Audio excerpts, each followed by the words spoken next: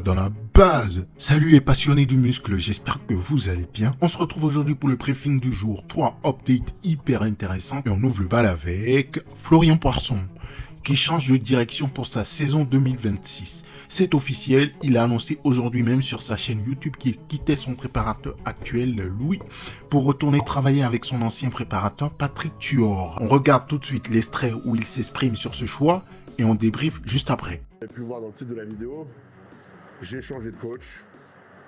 Je suis retourné avec Patrick. Écoutez, je ne vais pas rentrer dans les débats parce que je sais qu'il y en a qui aiment bien ce genre d'histoire, qui aiment bien regarder des trucs de télé-réalité.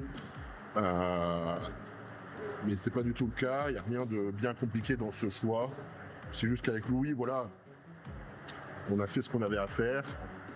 Il m'a permis d'apprendre énormément de choses, on a passé de super moments, etc. Mais là, voilà, je suis dans un moment de ma carrière où il y a certaines choses que je n'ai plus envie de refaire, que j'ai envie de retrouver avec Patrick, dont je vous serai toujours un petit peu expliqué.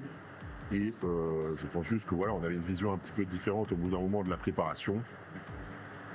Chose que je comprends totalement et sincèrement, il m'a toujours très bien préparé. Il n'y a absolument rien à dire.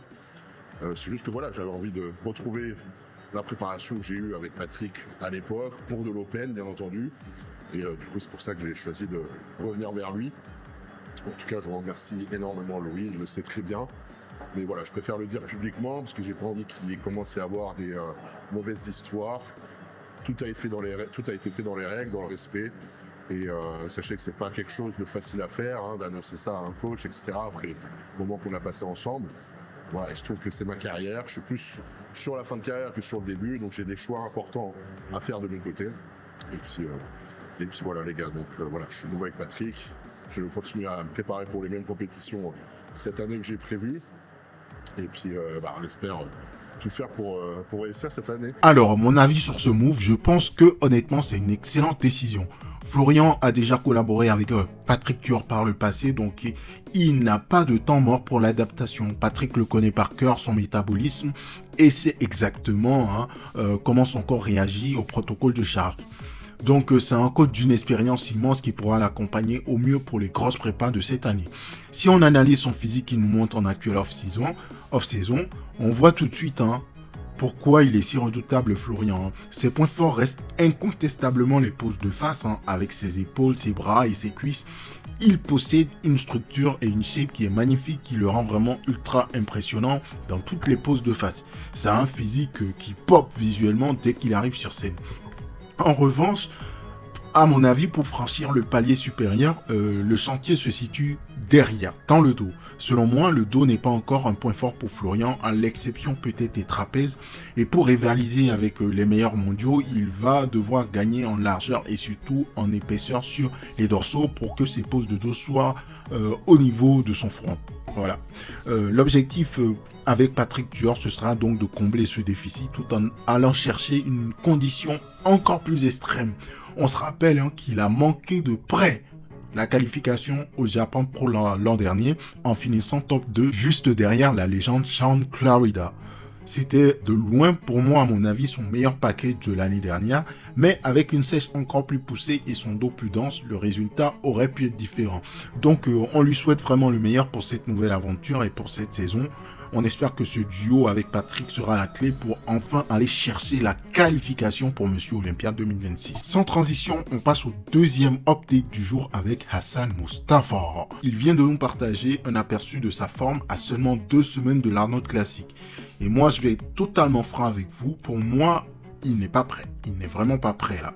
À ce stade de la préparation, on devrait déjà voir un niveau de sèche beaucoup plus avancé avec une vascularisation qui explose sur tout le corps. Ici, c'est pas du tout le cas. Si on regarde bien l'image, on voit qu'il y a encore quand même de la rétention d'eau et de gras assez visible, notamment sur le bas du corps. Alors on voit pas les quadriceps, mais on peut le voir quand même sur les mollets, mais aussi sur les pectoraux. Et ses abdos ne sont pas encore assez écorché pour un show de cette envergure.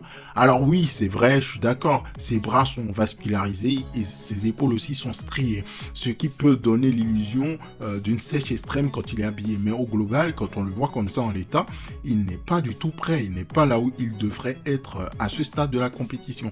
La sèche a été de toute façon le gros point noir de Hassan toute l'année dernière, c'est ce qu'il a bloqué au pied du podium avec que des top 4, notamment au Mexico Pro et aussi au France Pro. Donc c'est vrai que sa masse musculaire est tellement monstrueuse et ça lui permet de surclasser beaucoup de monde, tout naturellement, ça se fait tout seul. Mais voilà, pour aller plus loin et aller chercher la qualification pour l'Olympia et mieux se placer dans les prochaines compétitions, le niveau de finition doit être impitoyable. Donc sous réserve de nouveaux updates d'ici là, qui pourraient éventuellement me faire changer d'avis, je pense que sa condition risque de le trahir une fois de plus. S'il n'arrive pas le jour J avec un aspect beaucoup plus sec et granuleux, il lui sera très difficile selon moi d'intégrer le top 5 cette année. Donc affaire à suivre, on voit si d'ici là Hassan va nous poster de nouveaux updates ou éventuellement je serai amené à changer d'avis. Sinon on verra directement le jour J sur scène. Du moins pour mon avis au global, dites-moi ce que vous en pensez dans les commentaires. Je trouve qu'il n'est pas prêt. On passe ensuite au dernier update du jour avec Tonio Burton qui nous balance un update de son physique en off-saison. Alors là les amis, on change de dimension. Franchement, pour un athlète de la catégorie Open, Tonio affiche une composition corporelle à ce stade qui est tout simplement indécente. Regardez ces images, le physique est plutôt clean, la sangle abdominale est verrouillée et surtout, il conserve cette esthétique qui est devenue sa marque de fabrique. Tonio est l'un des rares athlètes en catégorie Open avec éventuellement Rafael Brandao qui arrive à combiner une masse colossale avec une symétrie et des proportions que même les athlètes de la catégorie classique physique pourraient envier. Il ne faut pas oublier la position qui est la sienne en ce moment à Tonio. Il a terminé à la 8e place à Monsieur Olympia 2025, ce qui est une sacrée performance. Mais le plus beau, c'est qu'il n'a pas de pression de la course au point cette année, grâce à sa victoire au Mexico Pro en novembre dernier, où il a quand même maté clairement des mecs comme Regan Grimes ou encore Sean Clarida qui était monté en Open. Donc Tonio Burton a déjà son ticket en poche pour Monsieur Olympia 2026. Cette avance lui donne déjà un avantage stratégique énorme qui est qu'il a devant lui un très long off-saison. Et son objectif, c'est de rajouter de la viande par petites touches. Il ne veut pas devenir un mass monster. Il cherche à renforcer sa densité musculaire et à rendre ses muscles plus matures et rapporter l'année prochaine du coup une meilleure condition sur scène, tout en gardant cette ligne et cette taille ultra fine. C'est exactement ce qu'il lui faut pour aller chatouiller le top 5 mondial l'année prochaine. Et franchement, je pense que Tonio Burton est sur la bonne voie. Voilà tout pour le briefing du jour. N'hésitez pas à me dire ce que vous en pensez dans les commentaires de Tonio Burton ou encore du changement de coach de Florian Poisson. Si vous aimez ce type de contenu, n'hésitez pas à lâcher un pouce, abonnez-vous à la chaîne. On se retrouve demain pour le prochain briefing. D'ici là, hydratez-vous et restez anaboliques.